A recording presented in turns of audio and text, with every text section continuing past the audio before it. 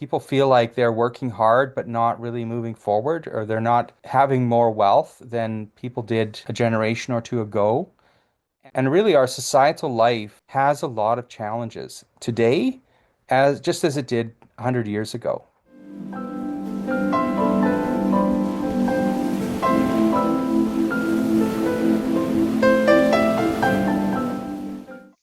Hi, everyone. Welcome to the second in our Core Points podcast. And I'm Linda, and this is Mike. And Mike, maybe you can set us off with a recap of what we were talking about last time. Okay. Hi, Linda. So, this podcast series is an exploration of social threefolding, which is about restructuring or decentralizing our society into three independent areas: the economy, the political rights state, and the free cultural life. So, we're reading and discussing the main book on this subject, which is called The Core Points of the Social Question. This book was written in German in 1919 by Rudolf Steiner, and it attempted to address what was called the social question. What should be done about the gap between the poor working class and the wealthy ruling class, or the gap between labor and capital that had become so apparent in the period around World War I and immediately afterwards? Now, some of what is said in this book requires a bit of historical context, but most of it explores principles that apply just as much to us today as they did then. So it is highly relevant to us today and very much worthy of a careful study, which is what we are doing. So this book is about a new way of thinking about society, as well as new institutions that we might want to consider today, now in our times of social confusion and maybe upheaval. The new ways of thinking and new institutions arise out of a kind of unarticulated will of the modern human being, something we often can't put into words. In this book, Steiner gives us the words.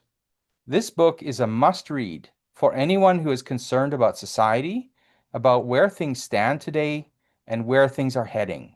It is for anyone who cares about the next generations and about creating a better world for people of the future. Now, last time we had explored an overview of the whole book, and we also read the original first preface to the first edition of 1919. So today we'll start with the second preface, which was added to the revised edition of 1920, after the book had become something of a bestseller in Germany at the time. All right, does that sound good with you, Linda? Sounds great. Okay. So this is the book in front of us. This is the preface and introduction to the fourth German edition of 1920. That's what we are going to look at today. Now, some background to this. After selling about 40,000 copies of the first edition, a second edition of this book, revised with several added footnotes, was published just over a year later, in late spring or early summer 1920. So after gathering additional practical experience with the new social threefolding movement over recent months, Steiner also added this new lengthier preface to supplement the main book.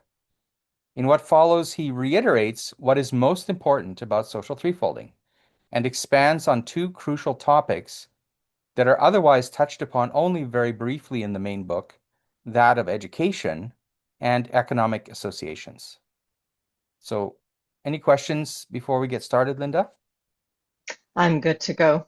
All right. So, before we read this first little paragraph, I'm going to do what I did last time and just warm it up a little by sort of getting us to think about some thoughts before we read Steiner's actual words, Hmm. because sometimes he's hard to understand Hmm. the way he phrases things. So, I'm hopefully this will be easier. I hope. We'll see. So, the challenges, so think about this. The challenges of contemporary social life are often misunderstood by those with utopian perspectives. Such people may mistakenly believe that all that is necessary to bring about happiness is new institutions, that is, external fixes. However, in fact, it is necessary to gain a clear understanding of what the social question currently means. All right. So, Linda, if you could read that paragraph, please. Okay. The challenges posed by contemporary social life must be misunderstood by anyone who approaches them with utopian thoughts. Someone may hold the belief, based on certain views and feelings, that this or that institution, which they have justified in their mind, would have to make people happy. This belief can take on an overwhelming power of persuasion. Yet, by asserting such a belief, they can completely miss what the social question currently means. Okay. Thank you, Linda. So, let's just go over this briefly because it's setting up the whole preface. Um, what do you think he means by the challenges posed by contemporary social life? Hmm. I think the whole thing that we were talking about, how things are set up, we often, come into this world, and because it is the way it is, we think that there is no other way that to be, and we try and conform or not conform to what is happening. So we've got the social sort of setup where, I've got to go to school, I've got to go to work, I've got to earn a living, and then there are institutions that dictate how the rules and what we can do. So I think it's, in short, everything about society and how it's set up, perhaps. That's right. That's right. Mm, And in especially in his time, in 1920, right after World War One, it was much more stark that people were really struggling. There was the working class who they were not getting a good deal, and there was the very wealthy industrialists and ruling classes in the military and the aristocratic classes. And all these people were kind of, there was questions of wealth distribution. I think we have a lot of that still today, or again today perhaps, where people feel like they're working hard but not really moving forward, or they're not having more wealth than people did a generation or two ago. And so these are challenges that our social life, societal life maybe is presenting us with. And mhm, we can also talk about political problems. There was a lot of political division today. There's a lot of cultural division and, what do we call it? Culture wars. And really our societal life has a lot of challenges today, as just as it did 100 years ago, mhm. wouldn't you say?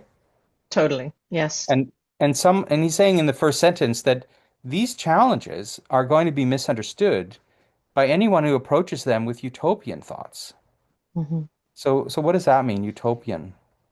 Sort of idealistic Hmm. belief that, there's an answer in one particular, I think it's a pretty naive point of view, but I think I've even had that point of view where if only, well, this can happen, then it would solve everything, which is a very naive way of looking at things.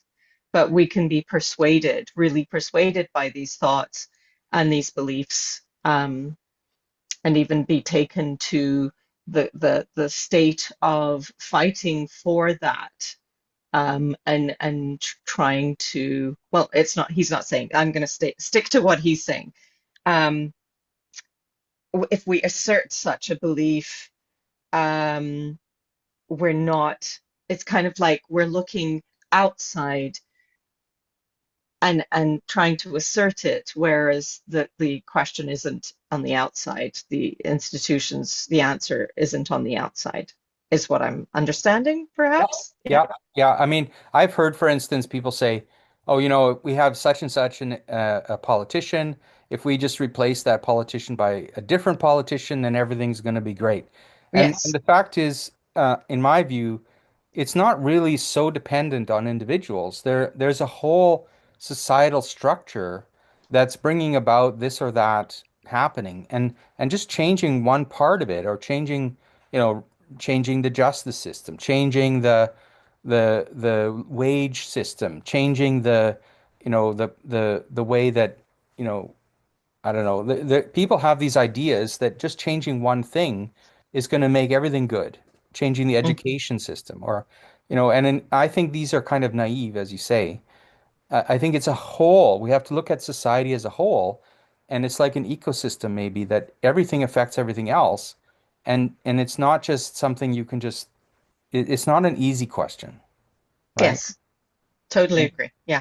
and I think, yeah. So I think we have to go deeper into the questions rather than just staying on the surface. I think this is Hmm. what he's saying, and and then he says at the last sentence there, such people can completely miss what the social question currently means. So let's Hmm. just go back. This is in the title of the book. What is the social question? Do you Hmm. remember? What was that, Linda? I don't remember. Yeah, because we don't talk about this today. We don't have this, but yet we do, right? We Mm. just don't call it this. Mm. I think today we call it the wealth gap. Okay. And we say today, we should tax the billionaires, or we have different ways of phrasing this. This Hmm. this frustration, it's based on this fundamental frustration that the working people, the people who work, are not getting a fair shake. Yeah. And this is not new. This is something that's been around a long time. And Hmm. when and it takes on different forms in different periods of time. But and the way it is right now is different than it was 100 years ago. But I think this question still remains. Hmm. What is a fair relationship between the working class and the capitalist class? Hmm. Yeah. So Yep. that's what this book is about. Yeah. Yes. So let's go on to the next paragraph. And I'm going to warm it up a little by saying, I in my prepared remarks, right? So, Yes. so now, today, even though it is not possible in real life, let's pretend that someone somehow was in possession of a perfect theoretical solution to the social question. Hmm. So imagine this. Even if such a solution existed, it would remain impractical because people today simply do not accept ideas that are given to them by others. So Mm. let's read Steiner's words. Okay. Today, we can push this claim to the point of apparent absurdity in the following way, and we will still get it right. Let us assume that someone were in possession of a perfect theoretical solution to the social question. Nevertheless, they could believe something quite impractical if they wanted to offer their concocted solution to humanity, because we no longer live at a time in which we ought to believe that we can affect public life in this way. The state of mind of people is not such that they would say regarding public life, look, here is someone who understands what social institutions are necessary. Whatever they suggest, that's how we will do it. Okay. Mm. Does that make sense to you? Yes. Yeah. I What do you mean, think? Yeah, what do you think he's saying? so just as you said, let's kind of imagine that someone did have the answer to this social question, and it's not like society will go, "Oh, look, Mike has the answer," or Steiner has the answer. We're not ready and prepared to kind of say, "Oh, okay, let's follow that." Exactly. And why do you think that is? Well, Um, I'll hazard a guess. Some people are really invested in the system as it is. Um, those that stand to feel that they stand to lose um, greatly, like if they have power over, I would say ego would be a major reason. Power, ego, the misunderstanding that most of us have that we're not really connected, not realizing how connected we are. All of those could be reasons in my mind. Mhm. I'm sure Yeah. there's more. Yeah, absolutely. the way I would put it, just to add to what you're saying, is there are certain people that benefit from the system the way it is, and Hmm. certain people who don't, and who Hmm. suffer from the system the way it is. Hmm. And so there isn't a general agreement about any solutions, because even a solution would be seen by some to be negative because it would Hmm. upset the good things that they're deriving from the way things are, Right. and it would shift things, yeah. Hmm. And also, as you said, I think ego plays a big role. I don't think people like to be told by anyone, prime minister, president, this is how you should behave. I think Hmm. people are much more independent today than they were a few centuries ago, Hmm. and you just can't. We don't like to be bossed around and told this is what we're supposed to do. Right. So the whole problem is a little different than maybe it was in another age. And Hmm. and so yeah, we have to see how are we going to approach this problem because we can't just come at it from a utopian perspective. Yeah. Hmm. Yes. Make sense? Makes sense. Okay, so let's move on to the next paragraph. Now, I'll warm it up by saying that this book acknowledges how people do not simply accept social ideas given from the outside. Hmm. Those who consider this book utopian, have misunderstood its intentions. And perhaps it is these very people who are, in fact, the utopians. Hmm. Okay, let's read Steiner. Okay. People simply do not let ideas about social life approach them in this way.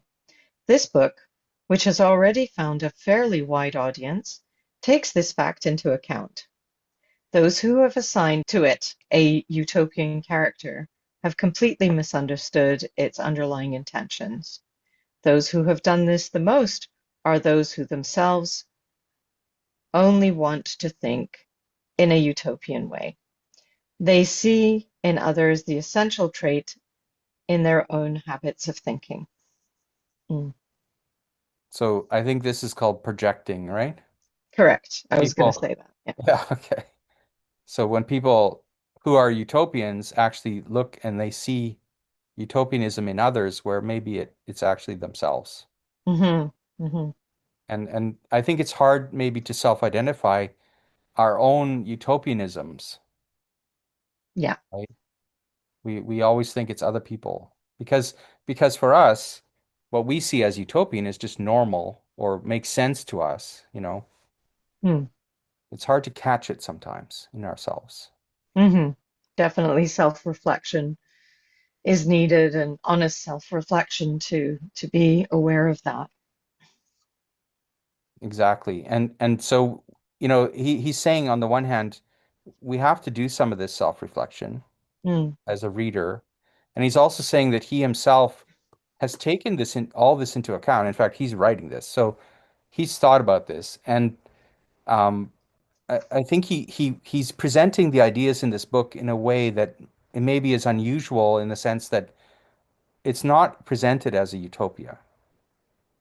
But Mm. people might project utopianism onto it and then accuse Steiner of being a utopian. And this Hmm. is he's saying after so he's writing this a year after he published his book, and this is after Hmm. some experience talking to people and hearing how they're reacting to his book, Right.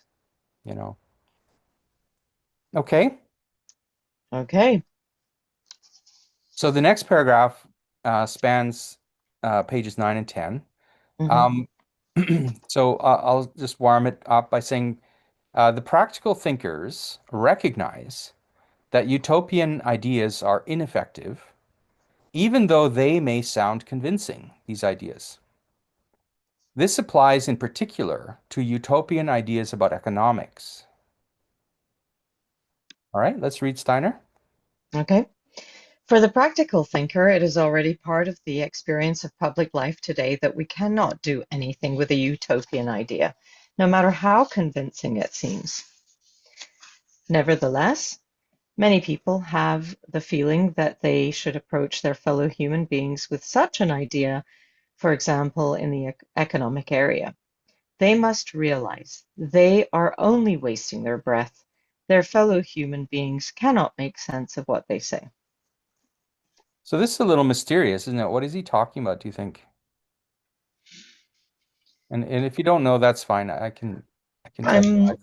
I'm not sure. I mean, I see a very surface level of what you were saying, and I'm sure you're going to expand upon that.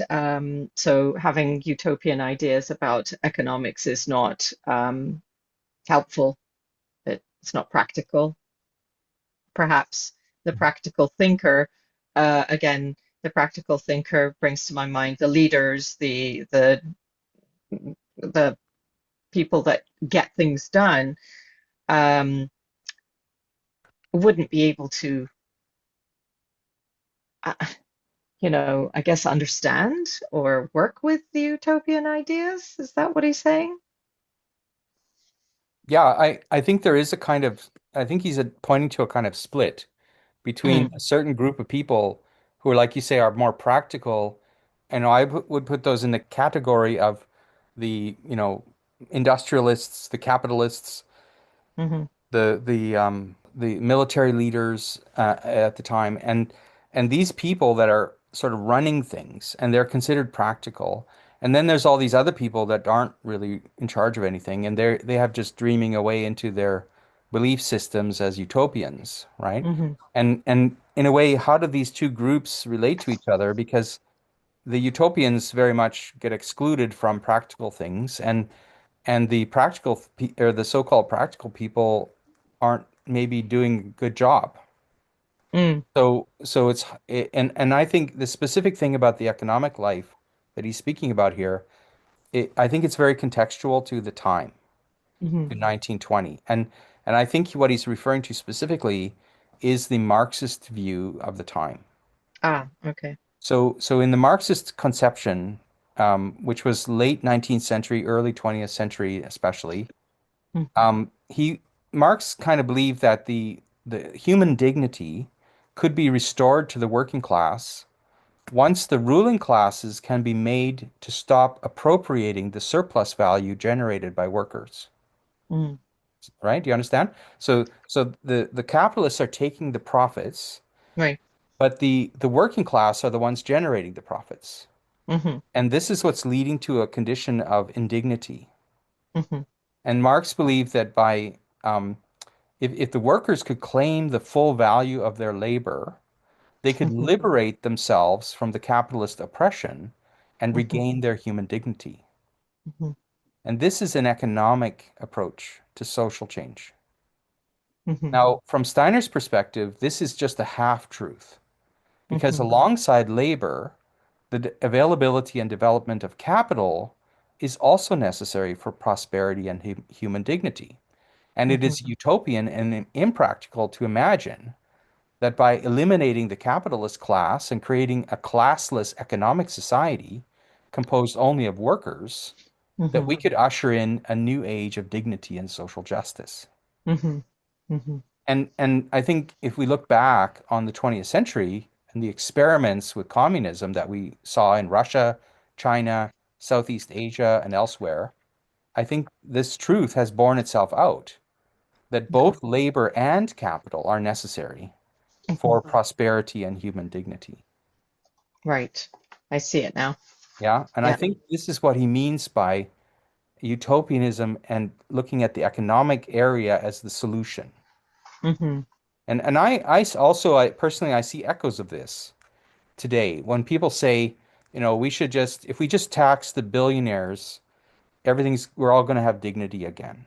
hmm hmm And I think there's a confusion about this because personally, I I think what's not really thought through is, there's an anger, right? And people, a resentment.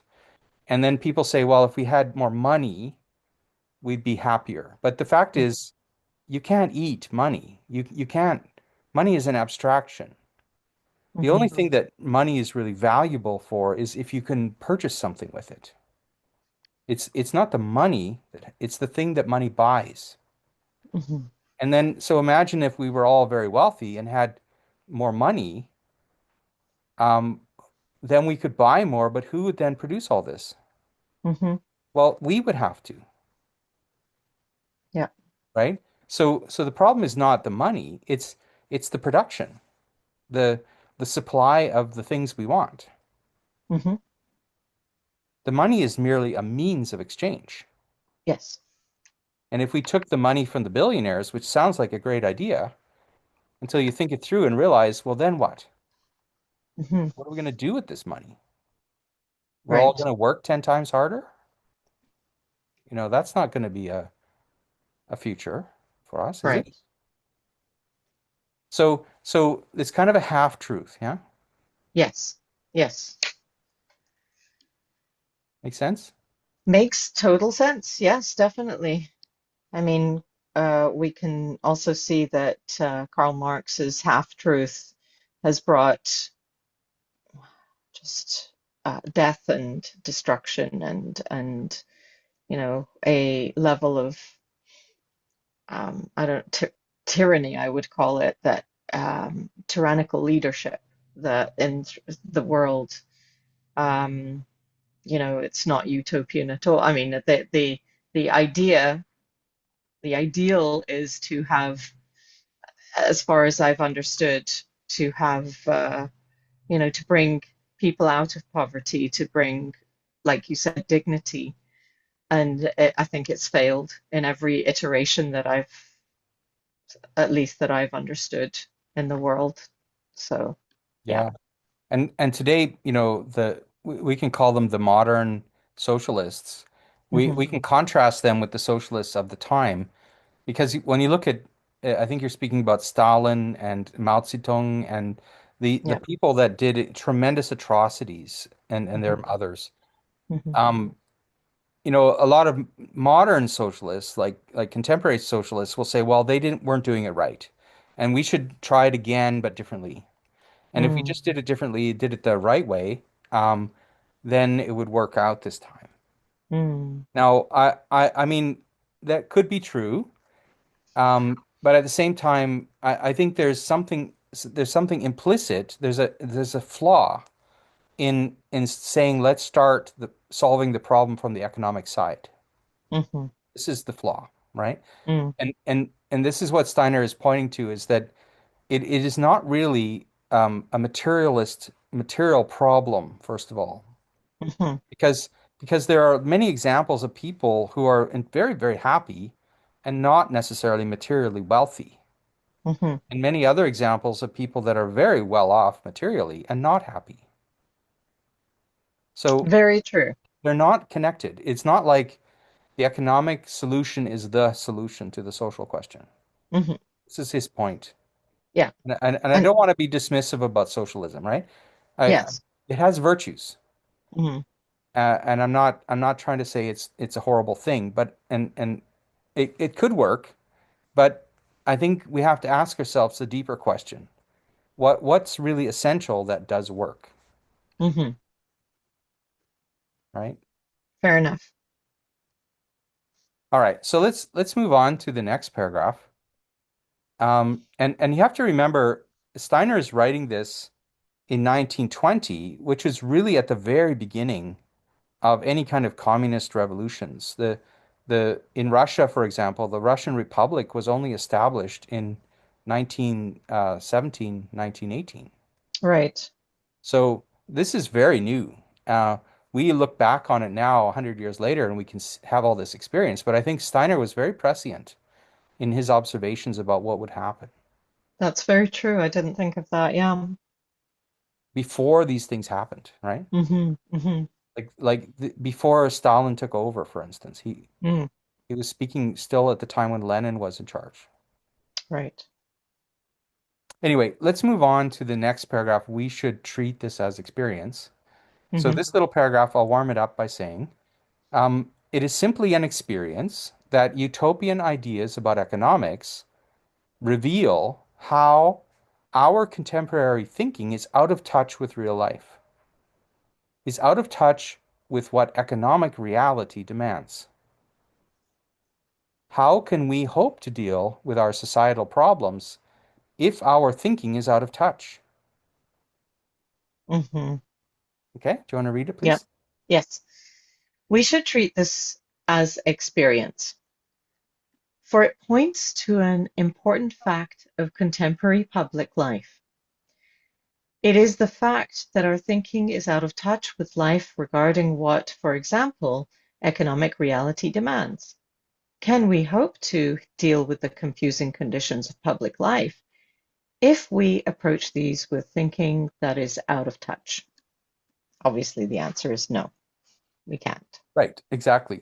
Mhm, So he's kind of suggesting here that, and this may be hard to take deeply, that there's something essentially wrong with our thinking itself.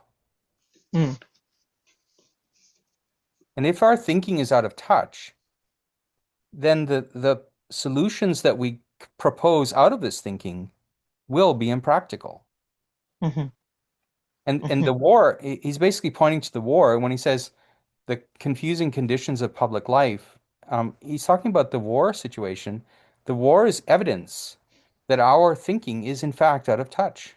mhm, And the question that he's raising in this book, really, a fundamental question, how can we learn to think differently in a way that is in touch with reality? mm, Right? If we can't learn to think differently, we're not going to solve any problems, are we? mhm. And this is maybe hard to take because I think everyone wants to feel confident in their own thinking, and to Mhm, question your own thinking is hard to do mhm. because who's questioning who here, right? Right. Yeah, I mean, it makes sense. If you ask a toddler how to solve for an equation, they don't have the skill and they might kind of, look at the gibberish on the, and I can solve this. I could just scratch the crayon and I've solved it. It's not there anymore.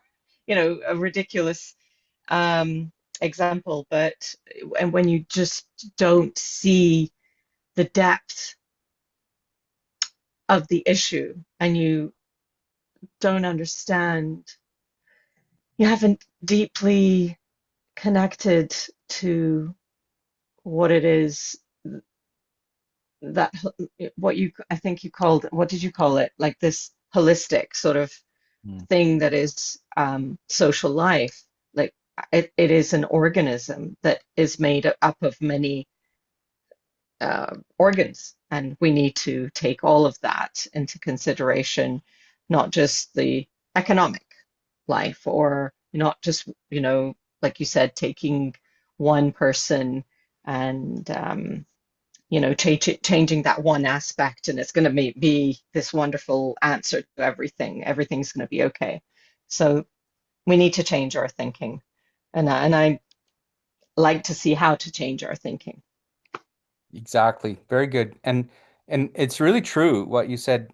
Steiner imagines that society is a living organism. Mm, And too often, I would say, we approach it as a mechanism.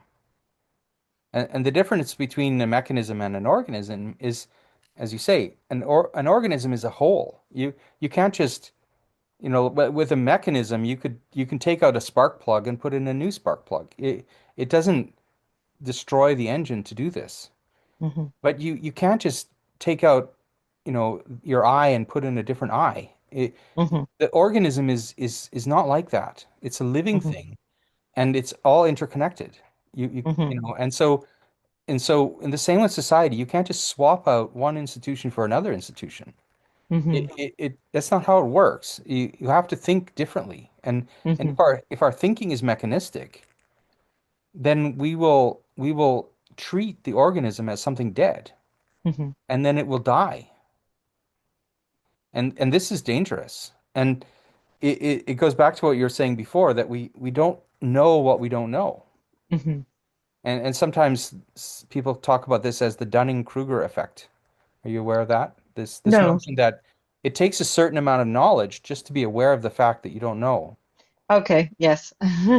And a lot of people, according to the Dunning-Kruger effect, they will go into a situation thinking they know more than they actually do. They have a lot of confidence, Mhm, but and the people that do actually know more have less confidence. Mm-hmm. And Mm-hmm. so what you end up doing is having a bunch of confident people who don't understand making Right. changes where the people who understand more are sitting on the sidelines feeling not confident. Mm-hmm. Mm-hmm. And the question is how to bring this competency up so that Mm-hmm. we approach society not out of just confident ignorance, but more out of a sense of learning and rethinking. Mm-hmm. And this is a challenge, a real big challenge. Mm-hmm. And it's not easy what we're talking about, Yes, I agree. but it Yeah. is necessary. This is the necessity here. Mm-hmm. Even though it's not easy, it's what we have to do. We have to Right. learn to think differently. I get it. Yeah. So let's go on to the next paragraph. He starts by saying exactly this. This question about how to learn to think differently is unpopular because because it requires people to acknowledge that their current thinking is out of touch. Yet, as long as this fact remains unacknowledged, we will not understand the social question, and we will not know what to do about modern social life. Okay? Mm-hmm. Do So if you could you want read, me to read it? yeah, that'd be great. This question cannot exactly be popular because it requires a person to admit that they think in a way that is out of touch. And yet, without this admission, people will remain far from the social question. For only by treating this question of out of touch thinking as a serious matter for the whole contemporary civilization will we gain clarity about what is necessary for social life. Okay. So so what do you think it means to think differently? What does it take to think differently? Well, I think it takes humility. I mean, it's pointing to that to really recognize, look, I don't know what I don't know at this moment in time, and it's okay. And to have a readiness and an openness to learn something, a desire to learn something, and a will to um,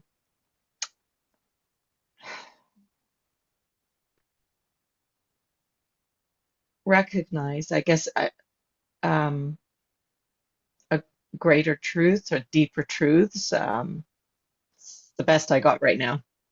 Yeah, and I would say it takes a willingness to be open to something new. Hmm. How many times have I met people that simply reject an idea based on the fact that it's unfamiliar? Hmm. Hmm. They before they've even understood it and said and judged it, is it a good idea or not? They reject it just because it's different. Right. I mean, this happens with people too. People are rejected just because they're different.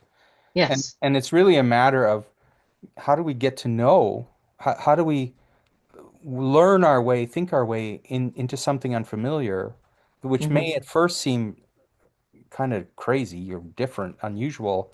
Hmm. Maybe before we just reject it, just live with it a little, see where it goes, and maybe it'll grow on us and maybe not. But Right. let's not just throw it out because it's different. Yes. This is important. And I think this is part of the problem with social threefolding. It's not well known today. This is a question you had asked last time. It's not well known in part because it's different. Hmm. And because it's different, people say no, Hmm. and they don't want to hear about it. Hmm. And so I'm hoping that we can start to just let's be open to it. Maybe it's a stupid idea. Let's see. I don't know. But let's see first. Let's think about it first, and Mm. then we'll judge it. Right. I don't know. Okay? Let's just be open. Right. So the next paragraph, this question points. Hmm. Um, so he basically saying here that the development of a new practical thinking depends first and foremost on the cultural life. Starting at a young age, our contemporary thinking is largely shaped in people through state education and economic conditions. Hmm. Okay, if you could read that. Yep.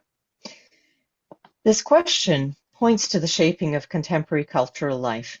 Modern humanity has developed a cultural life that is highly dependent on state institutions and economic forces. While still children, people get absorbed into state education and learning. They can only be educated as the economic conditions of their environment allow, conditions out of which they grow. Okay, great. What do you think he's saying here? Well, we're influenced greatly by our, um, you know, schools and the educational system, the curriculum. Um, and I guess if he's also talking about the economic conditions of their environment allow, obviously, if we have the conditions to be able to um, hire good teachers, all of that, but the curriculum is also an aspect of this, I guess. Um, you know, what I know about education, or I think I know about education, is that the schools were brought about to create good workers. Um, and I'm not sure the if children are being um, educated in a way where they can actively think. They're given information that they regurgitate. I mean, it's definitely important to be guided and all of that. And um, yeah, so the shaping of our current life, cultural life, is, I mean, it's also, I wouldn't say it's exclusive to the school systems. I would say the home life is also contributing as well. Um, yeah, and I think that there's also other community life as well, like the smaller community life is also, and all of, wait, I mean, lots more is influencing us, but definitely education in his point here now. So, um, yeah, we're definitely learn so much in the first few years of our lives and establish the way of being in society very young. Um, so yeah, I mean, you touched on a lot of points, and I think absolutely. I mean, the going back to what you're saying about I'd say the family, the ethnic community, that the class we belong to. Are we working class family? Are we wealthy class? Aristocratic class. All these things shape our thinking. Hmm. We're very strongly influenced by this, by our economic conditions. Hmm. And then at the same time, as you say, many people go to state education system. So the state actually shapes the curriculum according to its needs. And so so much of our thinking, we if we want to talk about new thinking, it's difficult to talk about given all these influences that come from outside of what's free. The state has its agenda, the economy has its agenda, and our thinking is kind of grown out of these agendas. So when we then approach society and we want to think about society, our thinking is already shaped from decades of this exposure to these other agendas. Hmm. And we don't even realize it. I think this is Hmm. the hard thing is that we will defend these things. We'll defend some viewpoint that we were just told to believe. It's remarkable. Yes. So many times I've met people who are so staunch about some perspective that they only believe because they were born into a certain class. And had they been born into a different class, they wouldn't think this way. Hmm. Agreed. So when we think about society, are we just thinking about our own particular self, Hmm. our own, field of view, or can we think a little bigger here? Hmm. right? Anything else you want to say about this before we go on? No, it's pretty, like I love the way that you're explaining this because you are expanding my understandings I mean, it's just a simple paragraph, but time and again, you brought more life to it. So I appreciate that. Great. I'm glad. Mm. So, and I appreciate your contributions, Linda. So You're welcome.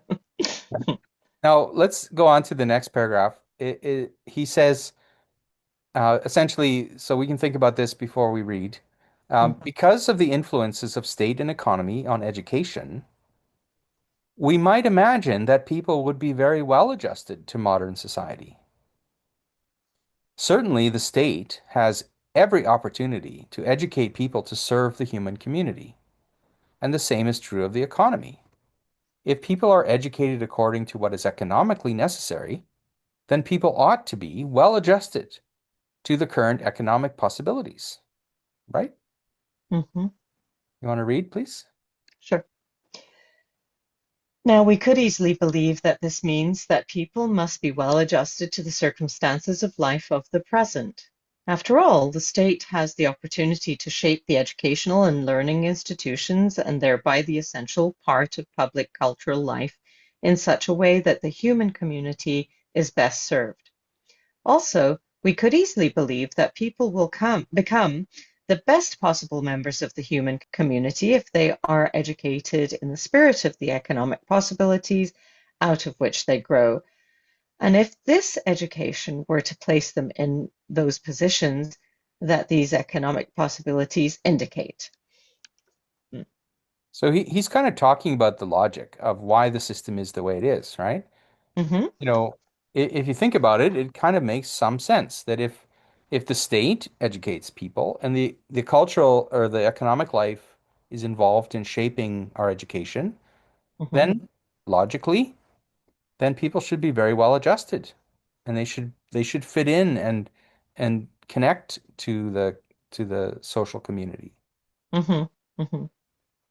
But is that true? Is that what really happens?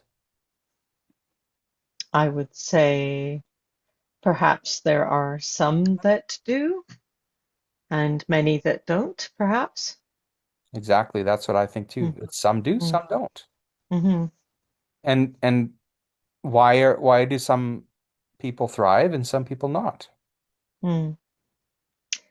I would, I mean, I'm hazarding a guess and also with some experience that the institutions cater to a certain ab- ability or a certain normative kind of person.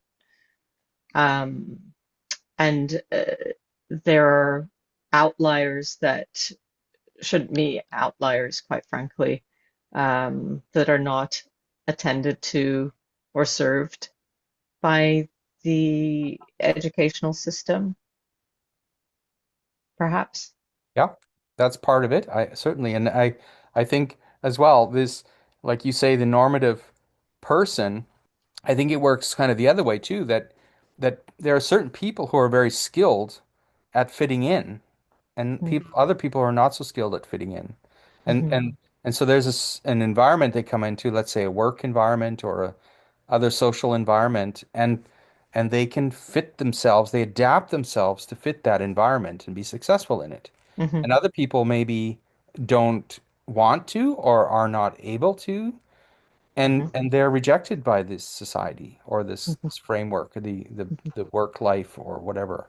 And so it's partly how the education works upon you, but also how you have taken it upon yourself to be able to adapt to the like I would say, for example, what I mean is really that if you have a dysfunctional situation at mm-hmm, work or in a family and you have mm-hmm, some kind of dysfunctional situation, there are some people that can adapt to this. mm-hmm. and they can kind of fit in with the dysfunction and be part of the dysfunction. Mhm. And they are the so-called successful ones. Mhm. And but are they? Mm, good question. If it's dysfunctional, yeah. So I I mean, yeah. lots come up. If we have the example of functional family that, I mean, none of us are perfect, and most of us come from backgrounds that with challenges. But if we have a relatively supportive, loving family that guides us and does the best that they can and helps us through challenges, we're going to have a nervous system that actually is more able to succeed, but we can also have that and then have an education system that doesn't feed as the soul as much as is needed, as much as is necessary to educate, and that person can be unfulfilled and yeah, definitely a challenge. Yeah, and uh, when people are in a dysfunctional framework, a situation, are they, are they contributing to the dysfunction, or are they able to bring about a healing process? Or are they just rejecting it like in a kind of revolutionary stance and or reactionary and causing more dysfunction? And Mm, and so it's a question. How can we relate to the illness and the health of society in general, which is a very big framework, even the small frameworks. Like mhm, this is a question. mm.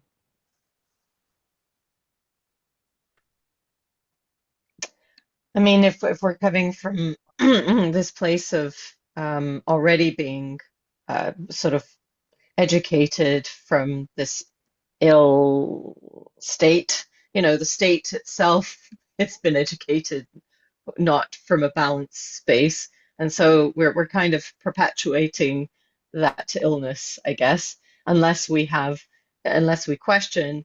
And, yes, some will um, kind of feel uh, I don't know if that's the right word, an anarchistic kind of revolt would be necessary to sort of escape from the system, whether they do it by refusing to adhere to the standards or um, whether they endeavor to create, I don't know, a society of their own within a society, you know, depending. But I can see how this idea of wrongthink, of this idea of not really coming from a very clear place already, because we don't even know that we've been taught from an imbalanced place. We don't even realize that. And yeah, so where do we start from, Mike? I mean, that's a question that's coming up for me Yeah, right now. this is exactly what he's driving at. And where do we start? Where's the sort of corner that we can start to work upon change? Mm. And it's actually what he says in the next paragraph. Oh, okay. So let's read on a little bit more. Hmm. Um, so at the top of page 11, this short little paragraph, he says, this book has the unpopular task of showing that many current social problems arise precisely from the dependence of education upon state and economy. In fact, we can only solve the burning social question if we can find a way to liberate education from state and economy. If we can find a way to make education part of a genuinely free cultural life. Hmm. So let's read this. Sure. This book must take on the currently unpopular task of showing that the confusion of our public life arises from the dependence of cultural life on the state and the economy. And it must show that the liberation of the cultural life from this dependence forms one part of the burning social question. So you'll notice that in my preview of this paragraph, I said education. He doesn't mention education. Mm-hmm, But I say that because, and I feel justified saying that because to Steiner, education is the starting point of all culture. mm-hmm, So when we think of what is culture generally, we could think of it as, arts and science and religion and sports and all kinds of things that is culture. mm-hmm, And all of these things, you look back, where do these begin? They begin with education, don't they? mm, Education is kind of the seed for all the development of our talents. yes. And so if we look to the seed, we can talk about the cultural life as a whole, but again, we won't leverage anything until we look at the education Mm-hmm, process. mm-hmm, And you'll see in the next paragraph he speaks specifically about education. So so basically to answer your question, which was where do we start? I would say he said Steiner is suggesting let's have a look at the education system mm-hmm, because if the education system, if the cultural life is dependent on the government and on the economy, then it's not really a free cultural life. It's a mm-hmm, dependent one. It's not liberated. mm-hmm, And he's an advocate of the liberation of the cultural life. mm-hmm, And as he'll actually spend the entire first chapter dwelling on this fact that the reason that we have the upheavals in social questions and hardships mm-hmm, and things that are going on in society really stems ultimately from something to do with the cultural life, with education. mm-hmm, And he says this is an unpopular task. mm-hmm.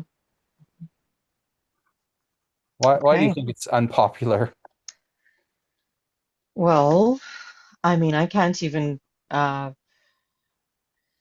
sort of grapple my mind around how to begin to do that. I mean, like you've got a whole system of adults that have been educated under the old system, and so you need to re-educate those people, and just help them to see their errors in thinking and recognize some that how the state has influenced and has shackled education and how important it is just to help them understand that. So then that's your first task in order for them then to be able to, I mean, this is, I may be completely wrong here, then to come up with some kind of curriculum that is actually helpful to engender that liberation and that freedom just in the education system so that then you can have more free children growing up to be adults. I don't know what I'm talking about, but I'm Mhm. making making Oh, an effort here. I think you put your finger on it when you say freedom, because I think this is a craving of people today. There's somehow deep down, and maybe they can articulate it, maybe they can't. Maybe on one level they can, and maybe on another level they can't. But there's a feeling of I'm not fully free the way I ought to be. Mm, And somehow, in some level, people feel restricted in a way that they feel is unjust. hmm And he's already speaking about this 100 years ago. I think it's getting more pronounced today, in fact. hmm That this the craving for freedom is hmm something unstoppable in the human evolution. And Right. and we can't bring about this freedom, I think, if we approach it from the economic side. It's not really about having enough money, let's say. Right. that's not really what we're craving. If we're honest with ourselves, I mean, it'd be nice, but if we're honest with ourselves, we could probably still be happy with less if we felt free somehow. Hmm. And it's really this fundamental freedom element that's at the root of the social question, I think. Hmm. I mean, I agree with this, and it's back to that comment that you had earlier where you're saying, there are people who have less and are happy, and those that have so much and are miserable. And so recognizing that it isn't money, but obviously money does help.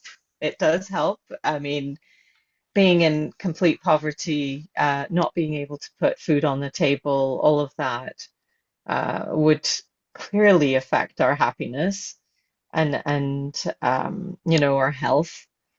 Um, so, I mean, like, is he leading to?